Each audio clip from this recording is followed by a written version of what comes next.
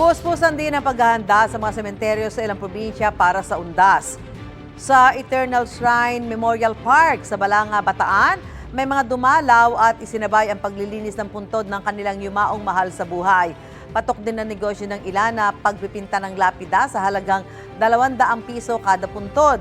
Sa Lawag, Ilocos Norte naman, kanya-kanya na rin linis sa mga kaanak ng mga yumao. May ilang kasing puntod na natambakan na ng lupa at basura.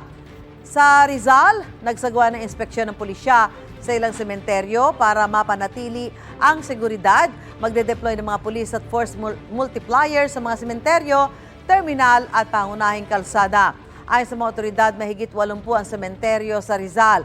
Patuloy ang paalala sa mga dadalaw na bawal ang pagdadala ng mga armas, alak at gamit sa pagsusugal. Gusto mo bang mauna sa mga balita? Mag-subscribe na sa GMA Integrated News sa YouTube at tumutok sa unang balita.